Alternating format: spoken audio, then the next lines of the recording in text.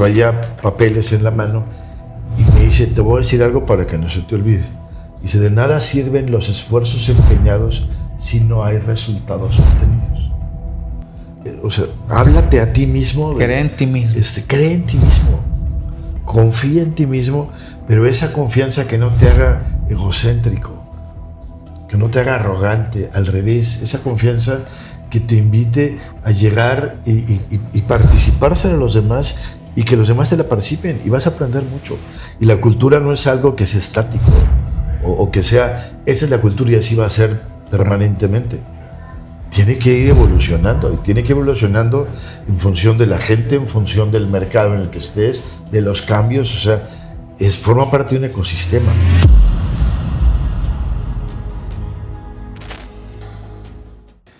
Pues bienvenidos una vez más a un episodio más de Líderes Ocultos. Gracias por estar con nosotros. El día de hoy tenemos un invitado muy, pero muy especial. Aunque tengo poco de conocerlo, ya lo conocía por habladas en el tema del ERIAC. Pero es, desde mi punto de vista, uno de los líderes de opinión en el tema de recursos humanos en Nuevo León, por lo menos. Yo creo que también en México, pero por lo menos en Nuevo León es alguien que tiene una trayectoria de más de 40 años en el tema de recursos humanos. Es el director de recursos humanos o de capital humano actual de Axtel. Y como les dije, pues es todo un líder de opinión y le damos las gracias por estar aquí con nosotros. Gracias, Carlos, por estar aquí con nosotros. Muchísimas gracias, un honor estar aquí acompañándolos y participando de que yo creo que es un propósito precisamente de vida y de trabajo para todos nosotros, ¿no? Gracias, Carlos. Pues vamos a empezar hablando un poco de tu propósito y de tu visión. 40 años en recursos humanos, sí. Se dice fácil, pero todo el amor y la pasión al recursos humanos nace en una pequeña consultora de recursos humanos. Cuéntanos cómo arrancó esa pasión en esa pequeña consultoría de recursos humanos. Sí, yo estaba muy joven, estaba empezando y me tocó la crisis de Alfa, me tocó crisis de las empresas grandes. Cuando el problema financiero, ¿te acuerdas que en los 80s se puso muy complicado? Y entonces parte de lo que yo hacía tenía que ver con entrevistar ejecutivos para poder relocalizarlos en otras empresas. Y ahí me di cuenta de la importancia que tiene el manejo del ego. Entonces veía gente que era muy capaz, muy brillante, pero muy arrogante. Entonces empecé a entender que el modelo que deberíamos de seguir era un modelo de merecimiento, no de derecho. Así como que yo ya estuve aquí, entonces ahora tengo derecho. Y yo llevo tanto tiempo y tengo mi poder y tengo aquí. Y entonces la forma en que se presentaban era así, ¿no? Y ahí es donde yo oye el liderazgo, y el manejo del liderazgo y el manejo de esa conciencia de quién eres y de que un día puedes estar, como dicen, en los cuernos de la luna y el otro día, como la rueda de la fortuna, estás abajo. Entender que pues, lo más importante que tienes eres tú. Y el ego te va a ayudar mucho a desarrollarte, pero también es tu peor enemigo. Entonces, a partir de ahí yo dije, necesitamos hacer que en las empresas y que todos los que tengan yo le llamo un ejercicio de jefatura, ese ejercicio de jefatura lo hagan con sentido humano. Y eso para mí tiene mucho que ver con el modelo de liderazgo. Muy bien. Oye, así arrancas, ¿no? Me acuerdo que haciendo pininos en esa parte y vas subiendo en el tema de recursos humanos y has estado en industrias tan diversas como empezaste con Bimbo, que es un tema muy humanista y al rato lo platicaremos más con detalle, y luego entras a la banca, Bancomer, que es más rígido, más duro, más jerárquico, y te vas luego a Telecom, que es muy rápido, hubo muchos cambios, hubo mucha incertidumbre.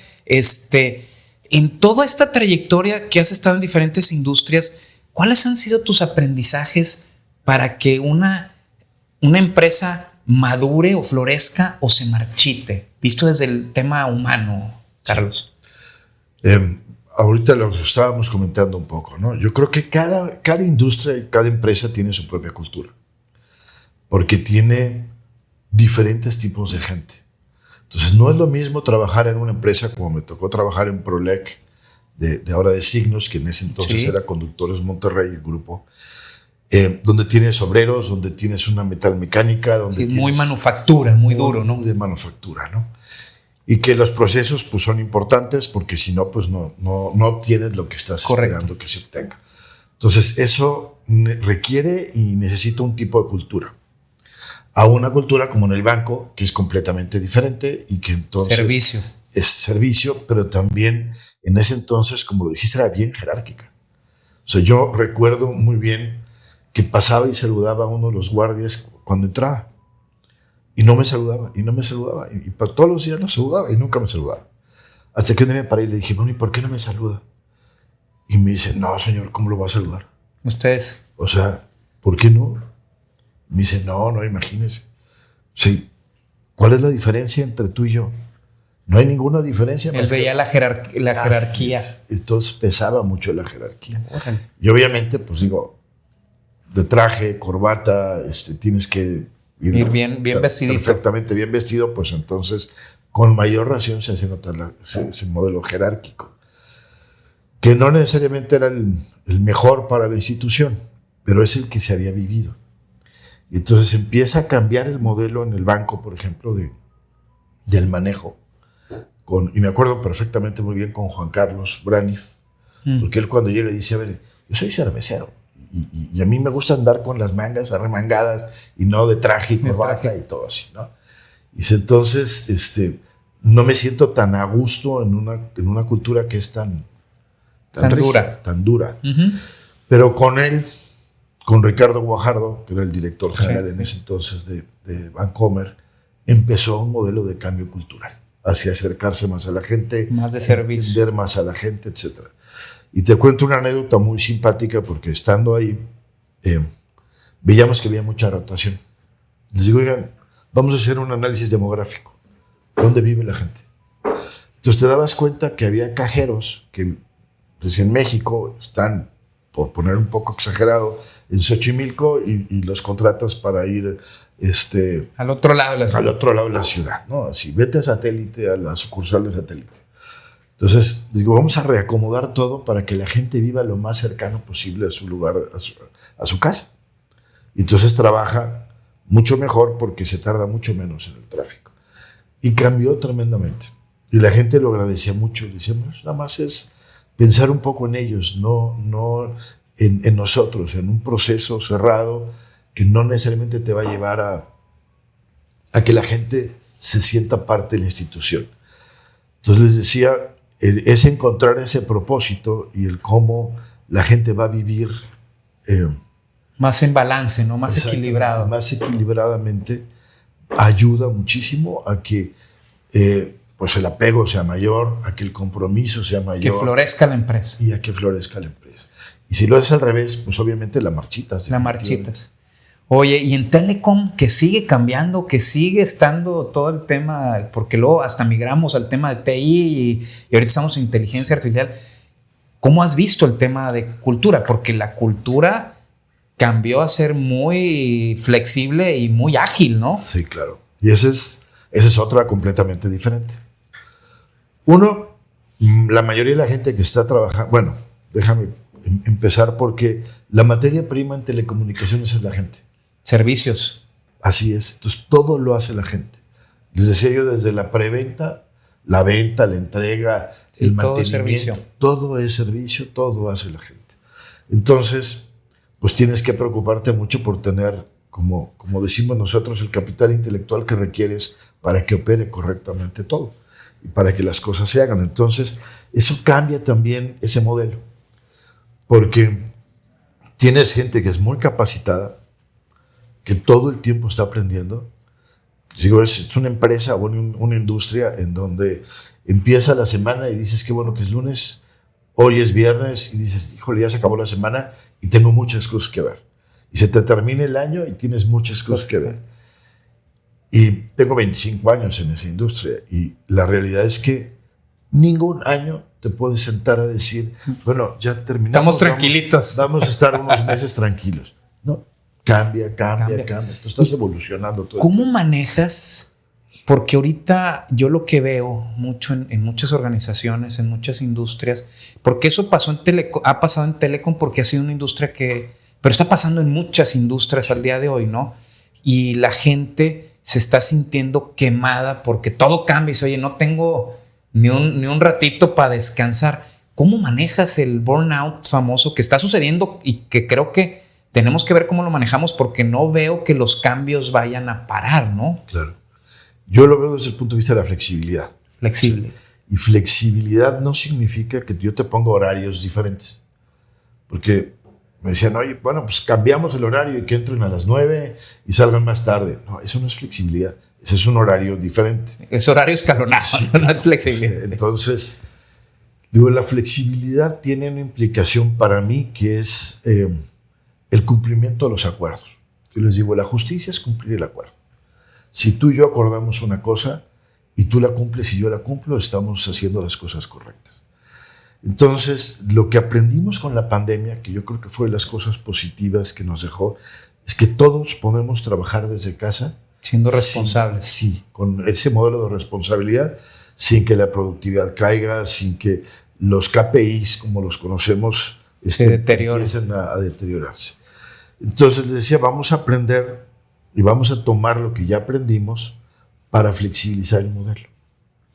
Entonces, un tema, por ejemplo, que vimos es, si aquí el gobierno de repente dice, el viernes no hay clases porque va a llover muy fuerte, y las señoras y las mamás, ¿qué hacen? No tienen quienes cuiden, no estaban, sí, o sea, sí, tenían programado. No estamos preparados. No se puede. Entonces, pues que no vengan. ¿Trabajen desde su casa? Sí, que trabajen desde su casa. Ellos están bien o ellas están bien y nosotros también. Entonces, hay que aprender, y ese es un nuevo modelo de liderazgo, a entender cómo a ti ese modelo de flexibilidad te va a ayudar. Excelente. Y cómo a mí me va a ayudar. Entonces, eso implica que para nosotros el modelo de liderazgo sea conoce a tu gente y date a conocer con tu gente. ¿Para qué? Para que realmente entiendas lo que la persona necesita y la puedas apoyar. Y claro, tú recibas también ese apoyo por parte de la persona cuando tú lo necesitas. Sí. Flexibilidad, excelente consejo. Ahora, hablando del lado oscuro de recursos humanos, hablas de ser muy humanos, de ser muy humanistas. ¿Cuál ha sido una decisión muy difícil que hayas tenido que tomar? ¿Y cómo lo hiciste para no perder tu parte humana? Porque a veces a recursos humanos le llega la orden, sí, hay que hacer esto, y tu corazón se hace chiquito, tienes que tomar la decisión, pero ¿cómo no pierdes tu humanidad? Déjame decirte que de repente sí sientes como que la pierdes, porque me ha tocado hacer ajustes importantes de personal. O sea, y ajustes importantes me refiero a sacar 5,000, 6,000 personas. Entonces, el tomar la decisión de qué vas a hacer es muy complejo. Y, por ejemplo, en el banco había alguna persona que llegó y me dijo, se da cuenta, porque más con la formalidad todo de usted. De usted. Como en las escuelas todos se hablan de maestros. Maestros, sí, así era todo de usted. Me decía, ¿se da cuenta de que a partir de la próxima semana, yo después de 25 años de levantarme todos los días, arreglarme, ponerme mi traje e irme al banco, ya no voy a tener a dónde ir? Y eso te golpea muy fuerte, porque dices, pues sí es cierto, o sea, estoy dejando a una persona que durante 25 años ha estado aquí sin trabajo. Porque la evolución en el proceso que teníamos de cómo se hacía banca antes y cómo se hacía la banca nueva, ya no encajabas. Lo mismo pasó en las telecomunicaciones. Nacieron las telecomunicaciones con la larga distancia, ¿te acordarás? Perfecto. Que era ir a tocar casa por casa y vete conmigo. Y robarse los clientes a diestra y siniestra. Sí. Y entonces contratabas a la gente para hacer eso. Pero luego dejaste de hacer eso porque ya eso no era el negocio y empezaste a vender servicios. Y a vender desde líneas virtuales, privadas y cosas por el estilo, que ya no era el canvaseo. Y entonces había gente que decía, oye, pues yo no sé hacer eso y a mí no me contrataste para hacer eso. Y también con propia evolución, pues había quien evoluciona, había quien no. Entonces tomar la decisión de quienes ya no van a formar parte de la organización, yo creo que es de las cosas más complejas que tenemos que hacer. Porque independientemente de lo que sea, y que tengas elementos y juicios y números, es bien difícil pensar en que estás dejando a una persona sin trabajo. Y entonces, no nada más es la persona, es la familia, es lo que está alrededor, etcétera, ¿no? Y aunque están los procesos de outplacement y de todo ese tipo de cosas, pues no deja de ser algo difícil. Complicado. ¿Y qué has hecho para no perder tu humanidad en esos momentos, Carlos? Y eso es algo que comentaba con todo el equipo de trabajo, le decía el día que nos sintamos bien, o que no nos duela, o que no nos angustie lo que estamos haciendo, de hacer ajustes en las organizaciones, los famosos right sizing o downsizing. O como, que ya te hagas insensible. Ese día que tú seas insensible, ese día salte de la función. Salte de la función. Como los doctores, yo siento que a los doctores les pasa eso, de repente se insensibilizan de ver tanta enfermedad, ¿no? Sí, y no quiere decir que no pues tengas que asimilarlo y que te duela y que tampoco lo tomes tan personal. Tan personal, tienes que trabajarlo al final porque si no, sí te tiendes a mejor poner una capa como para que no te afecte, ¿no? Y vas aprendiendo. En una de la peor de las experiencias que yo he tenido en ese sentido fue una persona que cuando le avisamos nos dijo, podría salir de vacaciones y después de mis vacaciones que sea la baja. Sí, cómo no, encantados, claro que sí. Y entonces fue de vacaciones y cuando iba a regresar un lunes para precisamente firmar sus documentos y todo lo demás, llegó la esposa para decirnos que se había suicidado. Digo, a ver, no entiendo. Me dice, sí, y les dejó y nos dejó una carta. Y en la carta lo que nos explicaba era decir, entiendo todo lo que está pasando y pues soy el primero en darme cuenta que teníamos que hacer esto. Lo que ustedes no saben es que yo tengo cáncer y mi cáncer es un cáncer complejo y entonces no estoy dispuesto a usar el dinero que me van a dar para mi enfermedad, para gastarlo en mi enfermedad y no dejar patrimonio para mi familia. Entonces estoy tomando esta decisión que es muy difícil, pero que creo que es la mejor para todos. Y entonces le decía, bueno, ¿y por qué no nos dijo, no? Y pues no, nunca nos dijo. Yo ya había pasado por la primera vez que le había dado cáncer a mi hijo. A tu hijo, ahorita vamos a tocar este tema. Sí. Y entonces, ¿te tocó? Mucho. Porque si oye, me hubieras dicho y veo qué hacemos y aquí te quedas, ¿verdad? O sea, pero bueno, ya no me dio oportunidad de hacerlo y eso me enseñó que si hay una responsabilidad que tenemos en la función de capital humano es estar cerca de la gente. Oye, tocando ese tema, fíjate cómo esa historia no me la sabía y qué interesante que te toque una persona que se suicida con cáncer cuando tú pasaste o llevaste toda una jornada con un hijo que tuvo cáncer y se curaba y volvía a caer y finalmente perdiste a tu hijo después de una jornada larga en este tema. ¿Cómo te forma como líder toda porque esta parte personal, mucha gente piensa que la parte personal se queda en la casa y ahorita con el ejemplo que nos das no es así? No, para nada. ¿Cómo te forma todo lo que tú pasas con tu hijo, mi Carlos? Fíjate que una de las cosas que yo aprendí, lo primero es,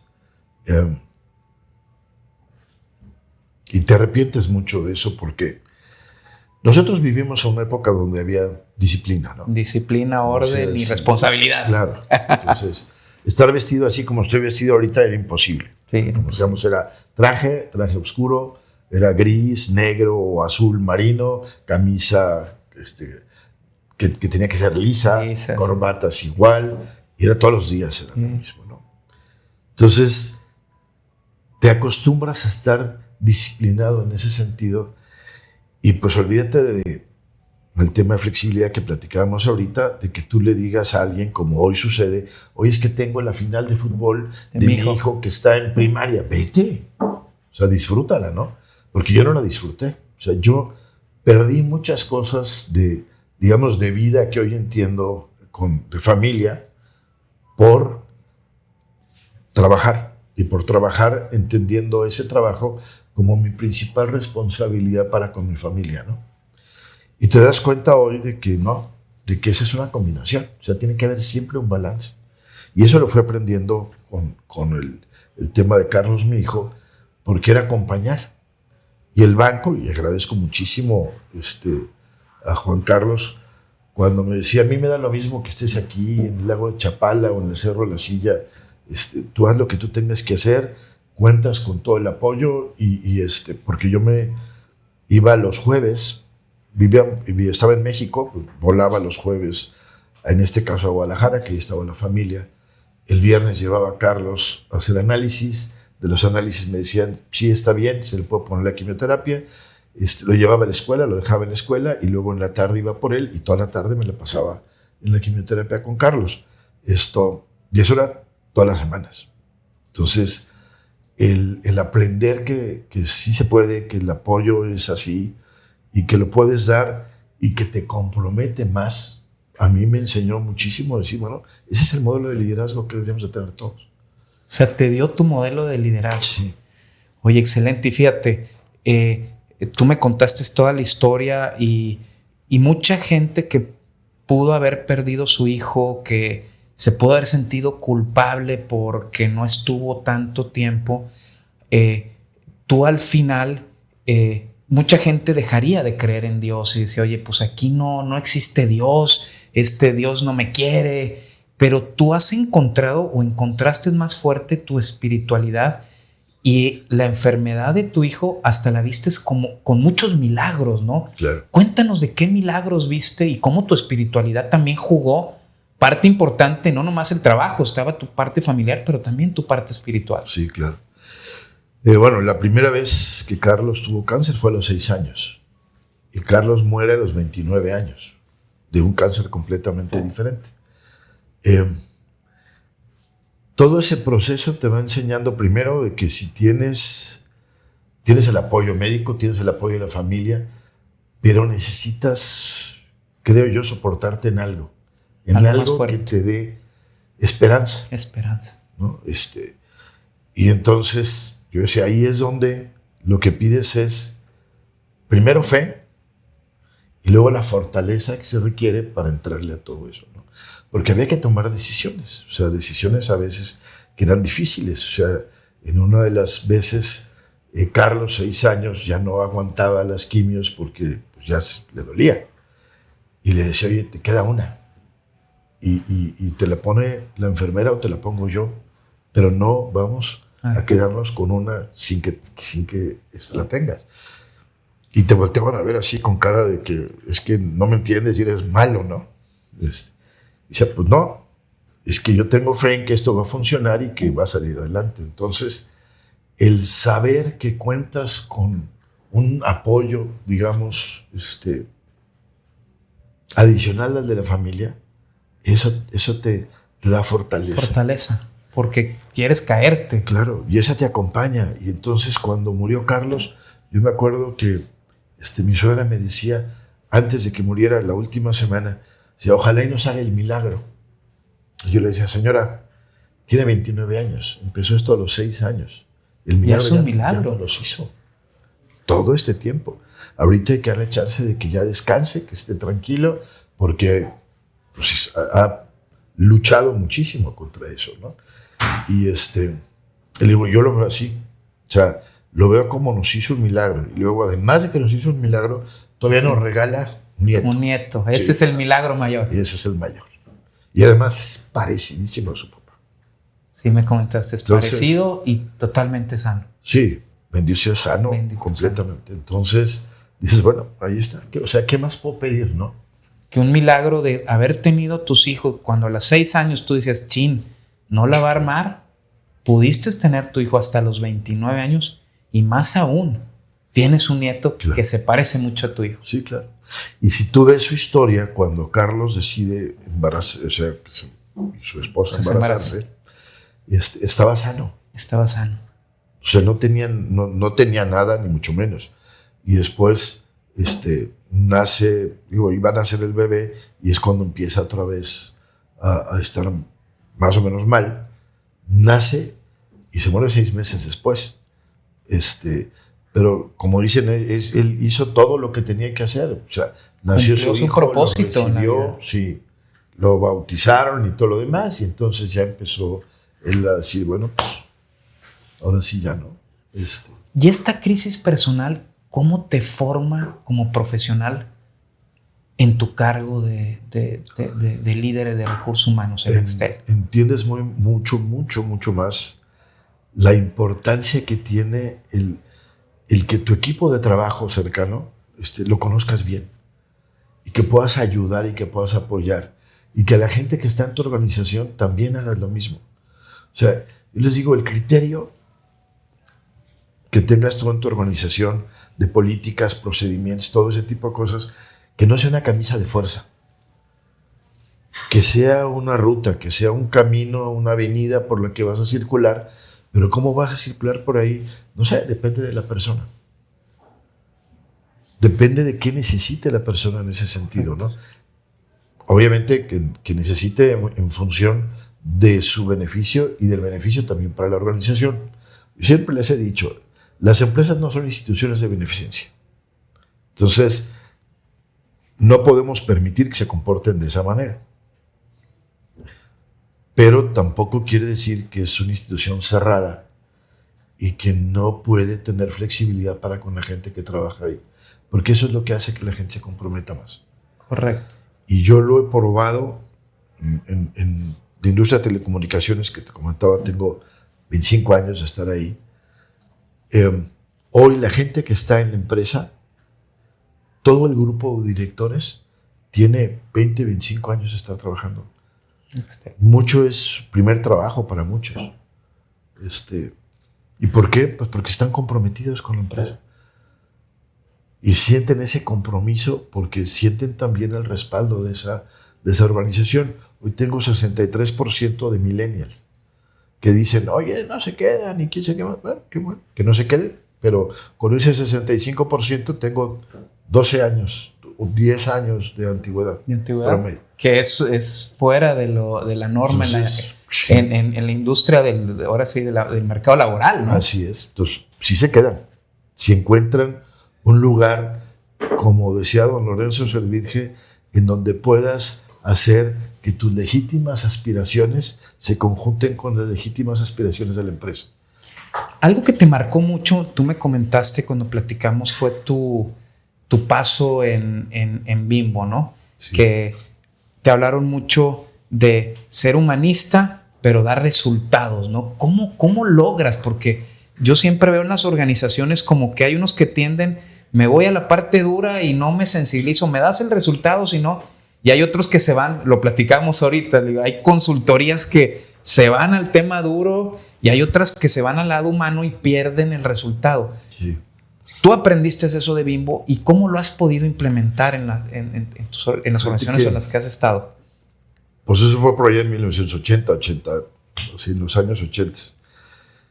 Y platicando con don Lorenzo y don Roberto, decía, dice, nosotros tenemos la frase que nos distingue de todos, que dice, bienvenido a Bimbo, una empresa donde buscamos ser altamente productivos, pero profundamente humanos. Altamente productivos, pero profundamente humanos. Una frase que no se nos debe olvidar, ¿eh? Y esa me marcó mucho, porque luego estaba con el que era mi jefe, Juan Manuel, que en paz descanse, como que era el gerente general. No había direcciones en Bimbo en ese entonces. Y entonces salgo y me dice don Roberto, me dice, ven. Y me dice, traía papeles en la mano y me dice, te voy a decir algo para que no se te olvide. Dice, de nada sirven los esfuerzos empeñados si no hay resultados obtenidos. Tampoco se me olvidó esa frase. O sea, te puedes esforzar mucho, pero Tienes que dar resultado, ¿no? El esfuerzo, que volvemos a hacer el tema del mérito, ¿va? Uh-huh. Entonces, volteé a Juan Manuel y me dice, para que veas quién es el altamente productivo. Entonces ya le digo, pues muchas gracias y ya me fui, ¿no? Y entendí precisamente eso. O sea, si yo me pongo a hacer cosas que no dan resultados, estoy haciendo las cosas equivocadas. Mal, lo está haciendo mal, es correcto. Entonces no estoy contribuyendo a generar valor para mi empresa. Y parte de mi propósito, el propósito de todos los que trabajamos en una empresa, desde el que nos ayuda en la limpieza y lo que sea, es cumplir con eso. Porque todo genera valor. Entonces, haces mucho, pero no me da resultado en nada, pues entonces hay que ver qué es lo que estás haciendo. Hay que cambiar algo. Que era lo que platicamos ahorita. El fundamento de cultura es, si tú no estás dando resultado, te tienes que mover. Claro. Y para moverte tienes que cambiar tu forma de pensar. Y de ahí nace toda la cultura. Sí. Y de ahí nace, exactamente, de ahí nace la cultura. Y la cultura no es algo que sea estático o que sea, esa es la cultura y así va a ser permanentemente. Tiene que ir evolucionando y tiene que ir evolucionando en función de la gente, en función del mercado en el que estés, de los cambios. O sea, forma parte de un ecosistema. Correcto. No es rígida. O sea, no es como que ya la definiste y ya. Entonces yo les decía, es mucho mejor tener un propósito y principios que una misión, una visión y 10 valores o 20 valores en donde te hablan. La honestidad, pues digo, la honestidad es un dado, ¿no? O sea, no puedes tener gente deshonesta. Eso es un principio, ¿no? Es un principio. Y a mí, yo tengo muchas peleas todavía con gente de recursos humanos, te decía, porque me dice, no, aquí valoramos la responsabilidad. ¿Y qué responsabilidad para ti? Tenemos que definir el comportamiento que esperamos de la gente, que para la empresa es responsabilidad, es cumplir al 100% con lo que te toca o dar el resultado que se espera. Ese es el comportamiento observable, pero luego dices, oye, porque mucha gente dice, es que si soy responsable, llego temprano, sí, pero el jefe está pensando, quiero que sea responsable cumpliendo con el propósito. Entonces está peleada la cultura. Exactamente. Entonces yo lo que les decía mucho en la empresa, digo, ¿cuál fue el primer contrato que hicimos nosotros? Y se me quedan viendo y hasta que alguien me dice, pues cuando firmamos el contrato, sí. ¿Y en el contrato qué dice? Dice que tú vas a cumplir con una función y yo te voy a pagar por esa función. Sí. Dice, y hasta ahorita yo no he escuchado a ninguno y no he visto ningún correo en donde cada 15 días me digan, oye, muchas gracias que me pagaste la nómina y que me la pagaste correcta. ¿No? Y que, que yo te haya quedado mal. Cumples con tus obligaciones patronales. O sea, ¿por qué? Porque ese es un acuerdo que hicimos. Entonces yo estoy esperando que con ese acuerdo tú me des el 100%, no el 80%, el 70%. O sea, es el 100%. Entonces, porque ese fue el acuerdo. Yo no te pago el 80%, el 70% o el 60%. Dependiendo de tu resultado. Exactamente. Entonces, yo espero que tú me des resultados. Porque eso acordamos. Correcto. ¿No? Y esa es parte de lo que vemos en la cultura. Entonces, derivado de eso, son los principios que nosotros manejamos, que son, básicamente son 4. Y hablas de lo que es compromiso, hablas de lo que es conciencia, eficiencia y liderazgo humano. Y entonces, y nada más son esos 4. Y los 3 del compromiso, de la eficiencia y la conciencia es para que tu jefe lo veas con tu equipo de trabajo. Que si yo me comprometí algo contigo, lo cumpla, porque ese es el compromiso. Que tenga conciencia de que todo lo que hago dentro de una organización, como parte de esa cultura, y hablando un poco de teoría de sistemas, ¿no? Afectas un subsistema, afectas el sistema total. Entonces, sé consciente de lo que tú estás haciendo, cómo puede impactar a los demás. Positiva o negativamente a los demás. Y luego, pues obviamente con el menor número de recursos posibles, ¿no? Tiempo, dinero, gente. ¿Por qué? Porque como industria que es muy de mucha gente, porque obviamente, como decíamos, somos la materia prima. Sí, el costo, la inversión importante es en gente. Así es. Entonces, seamos lo más eficientes posibles. Y por el otro lado, tu jefe, el liderazgo humano, es precisamente que le ayudes a tu gente a que pueda hacer todo eso. Y ahí entra el modelo de flexibilidad, y ahí entra el modelo de conocerte, de que tú conozcas a la gente, de que estés cerca. Si no estás cerca, no vas a poder entender qué pasa, ¿no? Muy bien. Oye, 40 años en recursos humanos, ¿qué legado quieres dejar en Axtel? Ese modelo de cultura. O sea, que esté funcionando como relojito. Sí, fíjate que una de las cosas que a mí me gustaría que me recordaran por eso es precisamente por un modelo de liderazgo humano. Que se preocupa por la gente, pero que se preocupa por los resultados. Que equilibra. Y ahí hay, no sé si viste alguna vez, que supongo yo que sí, Viaje a las Estrellas. Sí. Bueno, ¿te acuerdas del Dr. Spock? Sí. En una de las películas él se muere porque se mete a arreglar un reactor nuclear para la nave y todo lo demás. Y entonces le pregunta el capitán, porque él estaba dentro de una esclusa con radiación y se estaban para salvarlos a todos. Y entonces le dice, ¿pero por qué lo haces? Y entonces la respuesta que la da y que me gustó muchísimo, así dice, the needs of the many are the needs of the few, or the one. Y entonces se me quedó muy grabado eso, porque oye, pues es cierto. O sea, nosotros en la organización, como cualquiera, o sea, sea pyme, o sea, la que sea, estamos para el resultado de todos.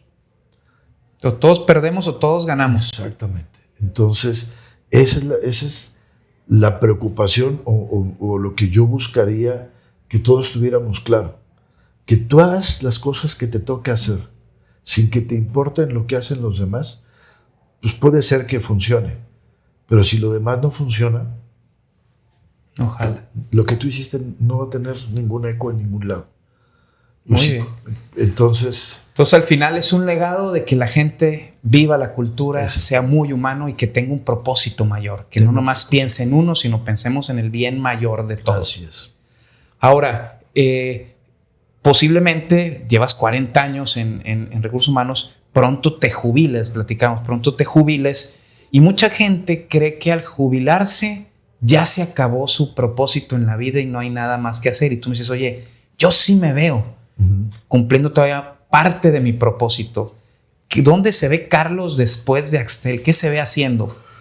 Tratando de capitalizar todo lo que he aprendido y en ese sentido es en dos vías. Una es, creo que es un compromiso, o sea, compromiso para todo lo que yo recibí, poder también compartirlo.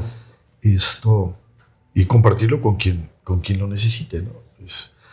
Yo soy de las personas que no me gustan mucho a veces las consultorías grandes, como lo que comentábamos ahorita, porque les digo, vienen y te dan una caja y te dicen, esta es la caja para tu regalo.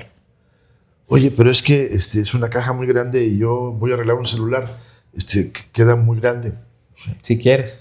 Pero es la caja. Voy a regalar algo, un florero gigante y entonces no cabe. Y lo que te dicen es que el problema es tu regalo, no la caja ahí está. Y entonces esa parte no me gusta. Es, ¿qué necesitas? Y entonces lo que tú necesitas es lo que yo te voy a ayudar a construir. Solución a la medida. Sí, claro. Y como un poco de consultoría, pero también con el otro lado del coaching. O sea, que yo te ayude a que tú veas y que construyamos juntos la solución. Que salga también de ti, o sea. Sí. Porque si no, pues entonces te haces dependiente. Dependiente, ¿no?, de los demás. Correcto. Eso es, y pues voy a seguir buscando dónde hacerlo y por supuesto que seguir haciéndolo. Seguir tratando de compartir el liderazgo humano. El liderazgo con las demás empresas. Así que luego vendré a buscarte. Ya está. Oye, has sido un miembro activo en ERIAC. Has estado en grandes corporaciones, has conocido a mucha gente de recursos humanos. ¿Cuáles crees que son las cosas más relevantes que le podrías recomendar a los que están arrancando en el tema de recursos humanos? Y dónde también hay puntos ciegos para la gente de recursos humanos que a veces, tal vez ya tú con tu expertise los ves, pero no se han atendido, mi Carlos. Sí, yo vería uno cuando vas creciendo dentro de la profesión que escogiste, estás muy preocupado como por avanzar, ¿no? Como por crecer en niveles. Y me queda claro que todo el mundo tiene que aspirar a ser mejor, pero primero para mí sería aspira a ser mejor tú y luego que tu trabajo hable por ti. Un mejor ser. Luego haces y luego tienes. Y luego vas a tener. Y eso es sin duda algo que te va a pasar. Esa es una. La otra es no le tengas miedo a las cosas. Porque a veces sabemos hacer cosas y se presentan otras y esas, como que, híjole, me llevas a lo que conocemos como así, mi nivel de incompetencia, ¿no? Uh-huh. Sí, pero siempre estamos en ese nivel de incompetencia. En algo. Sí, claro, siempre estamos aprendiendo. Al final, si eres producto terminado, pues qué triste porque ya acabaste, ¿no? Ya te mueres, pues ya no tiene nada que mejorar, ¿no? Ya Entonces, jóvenes, preocúpense por seguir aprendiendo con la humildad que requiere ese proceso de aprendizaje, porque no porque te lo sepas, quiere decir que ya puedes manejarte de otra manera. Y todos los demás, o sea, en general, en ERIAC y todo, lo que buscamos mucho es precisamente ese concepto de liderazgo humano, ese concepto de decir, acuérdate que estás hablando con personas y que cada persona es distinta. Entonces, la cultura para cada uno de los integrantes, otra vez, tiene unos parámetros generales, pero cada quien la vive en su manera. Ya. Muchas gracias, Carlos. Y la última pregunta que te tengo es, este podcast se llama Líderes Ocultos. Yo creo mucho en los líderes ocultos. ¿Qué crees o cuáles son las características que tiene un liderazgo oculto que no quiere estar en las pantallas y que todo el mundo lo vea y le eche flores, que hace que las empresas se muevan? Yo creo que lo más importante es el ejemplo.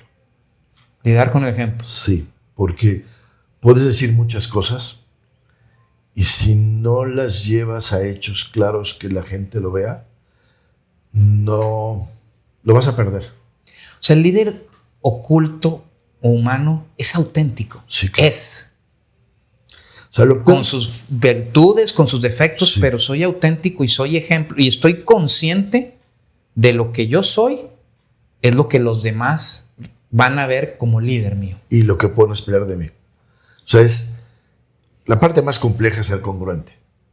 Porque de repente te cuesta mucho trabajo pelearte contigo mismo, ¿no? Así, ¿Sabes que el 70-80% de las personas viven peleados con ellos? Uh-huh. Porque piensan en ser, yo digo, bomberos. Son policías y quieren ser administradores. Entonces, su mente, su corazón y su acción está totalmente dividida. Sí. Y esa es la parte que es bien relevante. Yo, cuando a veces que me toca dar cursos de liderazgo para la gente ahí en la empresa, les digo, lo primero que tienes que hacer es verte en la mañana en el espejo y aunque suene medio ridículo decir esta cosa primorosa que soy yo, subir a trabajar. O sea, háblate a ti mismo. Cree en ti mismo. Cree en ti mismo. Confía en ti mismo, pero esa confianza que no te haga egocéntrico, que no te haga arrogante, al revés, esa confianza que te invite a llegar y participarse de los demás y que los demás te la participen y vas a aprender mucho. Oye, ahorita que dices eso, de repente tenemos un concepto equivocado de humildad que yo lo aprendí. Alguien me dijo, es que se equivocan que la humildad es irte a un extremo. La humildad es el justo medio de decir, no soy la última coca del estadio, pero tampoco soy un bueno para nada. O sea, me pongo en un justo medio de no creer que soy bueno para todo, pero tampoco soy un bueno para nada. Sí, claro. Y eso es ser humilde. Pero mucha gente confunde la humildad de decir, no, pues yo tengo que decir que yo nada, yo estoy... No, tú tienes que decir, oye, para esto sí soy bueno, para esto soy malísimo, pero para esto sí soy bueno. Sí, claro. Y si te ganaste una felicitación, disfruta la felicitación. Disfruta. Y lo que les digo es, la verdad es humilde. Correcto. Porque es verdad. ¿Cuándo dejas de ser humilde? Cuando lo que estamos es, como decimos así, es poniéndole más crema a los tacos, ¿verdad? Entonces ahí sí ya estás dejando de serlo. Y luego hablan de más y dices, ya mejor cállate porque solito te estás hundiendo. Así es, sí, claro, sí, definitivamente. Sí. Pues muy bien, pues muchas gracias, Carlos. Excelente tu experiencia. Gracias por haber compartido todo esta, ahora sí, sabiduría, porque lo has aplicado. Yo siempre he dicho que la sabiduría es, no nomás es conocimiento, son cosas que has aplicado. También tu vida, la parte de tu hijo, cómo la has visto como un milagro y una bendición, y te agradezco mucho que hayas estado con nosotros. Al contrario, muchísimas gracias. ¿Algunas otras cosas que quieras compartir con la gente? No, básicamente, o sea, ahorita que comentabas lo de Carlos, también la familia ayuda mucho. Una de las personas que me dio una lección bien importante fue mi hija, Carolina, la más chica, que llegó y me dijo, oye, es que ¿hasta cuándo van a seguir tratando de que mi hermano siga vivo? Ya deberías de... porque ella lo decía, ya no va a ser, entonces, ¿por qué buscamos que sea una cosa que no va a ser, ¿no? Con una madurez impresionante, ¿no? Entonces dices, o sea, aprendes de todos. Aprendes todos y a veces hay que soltar. Sí.